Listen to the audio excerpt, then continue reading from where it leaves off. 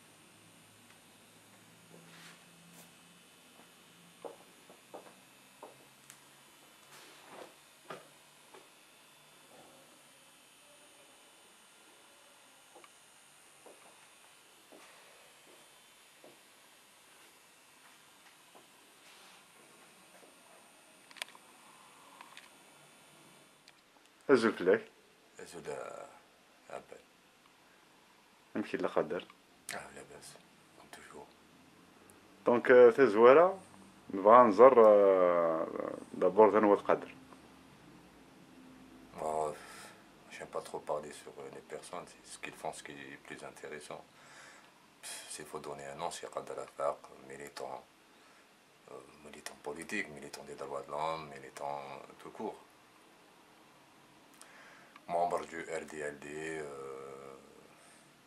membre fondateur aussi du CNLC, militant depuis 88, sur les luttes politiques, sociales, les luttes de chaque jour autour des problèmes qui concernent les Algériens.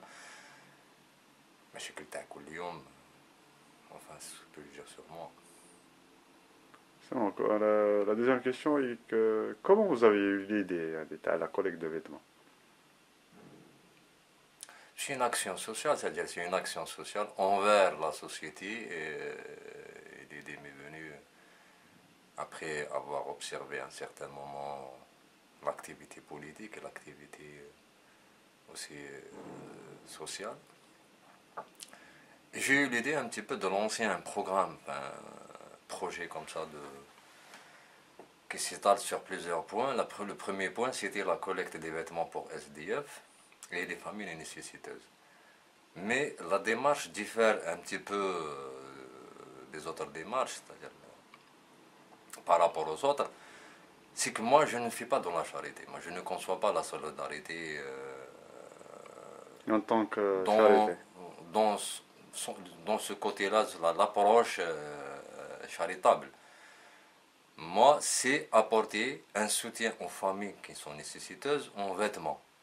C'est-à-dire, je peux alléger, par exemple, moi, quand je fais une collecte, c'est pas une distribution comme ça de quelques pantalons, d'une chemise et d'une chaussure. Mais moi, je fais une collecte pour permettre justement aux familles qui sont nécessiteuses un petit peu d'alléger leurs dépenses. Je prends une famille, on prend un listing de familles et on leur donne le besoin d'une année. C'est-à-dire l'argent qu'ils vont dépenser pendant une année, ils peuvent au moins l'orienter vers la nourriture ou la couverture sanitaire. Déjà, une famille qui t'a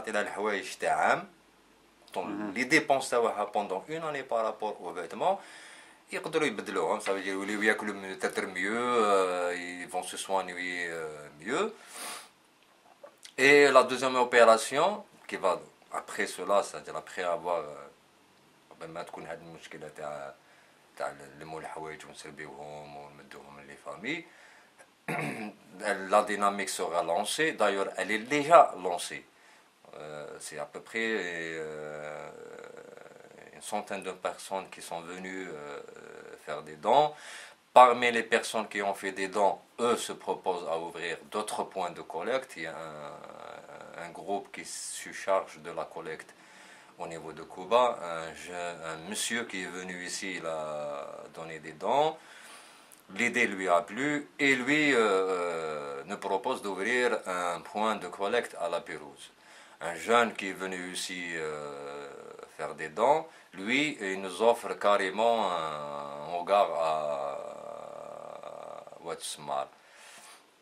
D'autres aussi sont en train de penser à la même chose au niveau des autres wilayas. Nous avons des propositions comme ça à Annaba, Oran, Constantine, Tizi Ouzou, Bijaya.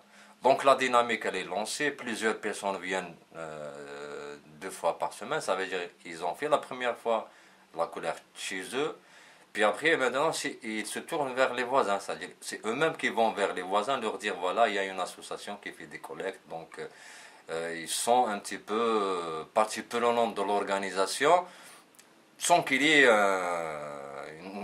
une appartenance organique justement à notre organisation qui a lancé cette opération. Donc là, je pense que la dynamique elle est lancée. La deuxième opération, c'est le parrainage scolaire.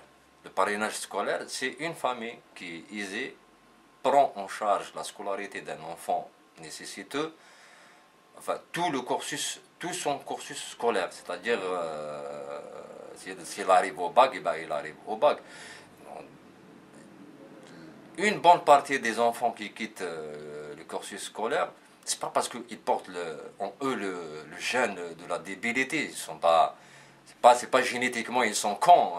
C'est des gens qui sont dans des conditions qui ne le permettent pas, justement qu'ils puissent suivre le cursus. Leurs familles ne peuvent pas subventionner, subvenir aux besoins de 4 enfants qui sont scolarisés. Et il y a au moins 2 qui quittent le cursus. Sur les 4, généralement, c'est 2 qui quittent le cursus scolaire. Donc la deuxième opération, c'est le parrainage scolaire. Ça veut dire une famille qui prend en charge un enfant, justement, qui puisse se doter d'instruments, d'instruments intellectuels et de formation, qui lui permettent de se retrouver dans une situation où il n'aura pas besoin que d'autres se solidarisent avec lui et lui donnent des vêtements ou de quoi se nourrir. Bah, ça, c'est la deuxième opération. Et la troisième opération, c'est d'ouvrir une bibliothèque. Une bibliothèque, pas simplement des livres, mais une bibliothèque là où il y aura des films, des documentaires, des chansons, notre patrimoine culturel.